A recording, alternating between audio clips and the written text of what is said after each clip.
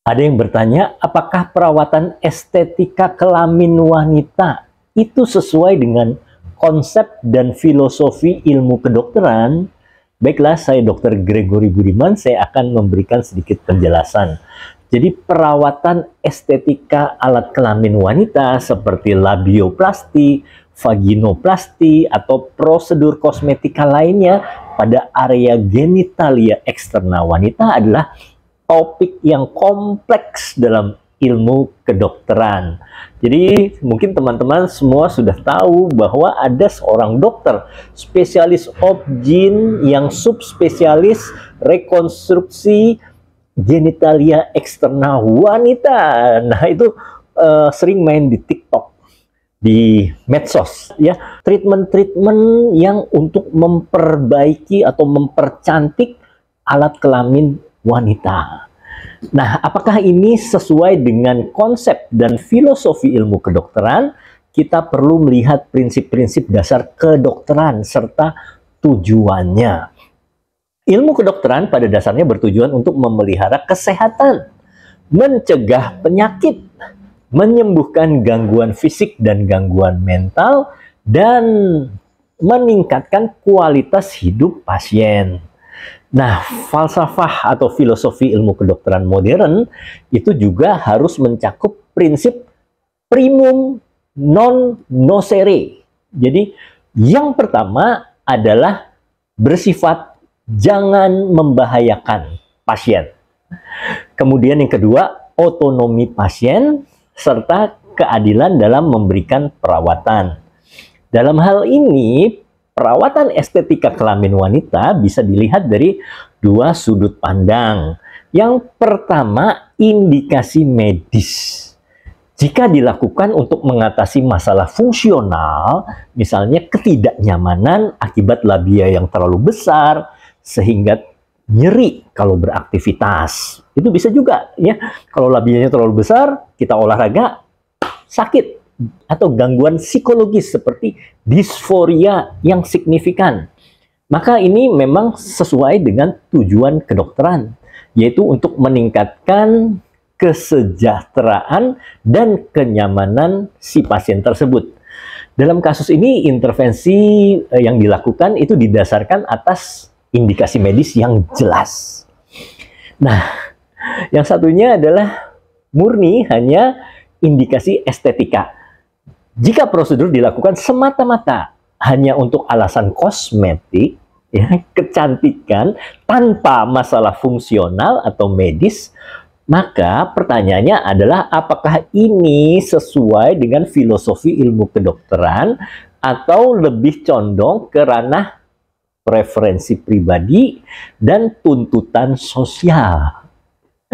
Jadi mungkin ada beberapa wanita, mohon maaf ya, PSK, bayaran, nah itu pelanggannya menuntut untuk estetika kelaminnya itu yang dalam tanda kutip cantik menurut mereka. Begitu ya. Jadi itu indikasinya menurut untuk memenuhi semata-mata keinginan pasien agar tampil percaya diri di dalam berhubungan atau kepuasan pribadi. Jadi beberapa dokter berpendapat bahwa memenuhi keinginan pasien untuk meningkatkan kepercayaan diri atau kepuasan pribadi itu tetap merupakan bagian dari kesejahteraan holistik selama satu, pasien memahami risiko dan manfaatnya. Jadi ada informed consent. Namun ada juga pandangan yang mengatakan bahwa prosedur semacam ini melenceng dari prinsip itu tadi, ya. Prinsip apa? Primum non nocere. Jangan sampai, yang penting jangan sampai membahayakan. Jadi kita harus perhatikan kalau ada risiko, aspek risiko sebaiknya tidak dilakukan.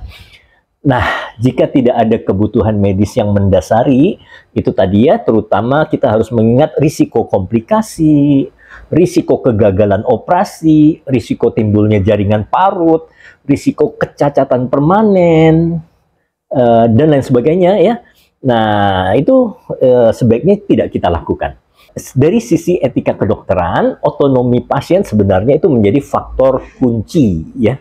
Yang saya katakan tadi, jadi ada informed consent dan persetujuan dari pasien. Pasien memahami tindakan tersebut beserta risikonya. Jika seseorang wanita secara sadar memilih prosedur ini setelah mendapatkan informasi lengkap dan dokter menilai risiko dapat di-manage ya, ada manajemen risiko, maka prosedur tersebut bisa dianggap sesuai dengan prinsip kedokteran modern. Jadi prinsip kedokteran modern itu ada tambahannya, gitu ya. Jadi tidak harus melulu sesuai dengan indikasi medis. Ingat tadi indikasi medis itu indikasi untuk melakukan sesuatu yang tadinya malfungsi supaya bisa berfungsi dengan baik. Tapi untuk kedokteran modern ada tambahannya tadi, yaitu kebebasan atau kemerdekaan pasien untuk menentukan tindakan, ya, untuk melakukan informed consent dengan dokter, untuk melakukan tindakan tertentu yang memang tidak ada indikasi medis. Tapi sekali lagi, bagi saya yang penting tadi itu ya, primum non nocere. Jadi yang pertama-tama harus dipikirkan adalah jangan sampai tindakan tersebut membahayakan. Oke, begitu ya. Saya rasa itu saja yang ingin saya katakan. Jadi apakah perawatan estetika kelamin wanita sesuai dengan konsep dan falsafah ilmu kedokteran? Jawabannya tergantung pada konteksnya ya. Kalau sesuai dengan indikasi medis itu udah pasti oke, ya. Tapi jika murni hanya estetika, apalagi itu sebuah body dysmorphic disorder, sebaiknya jangan dilakukan. Demikian penjelasan dari saya, semoga bermanfaat.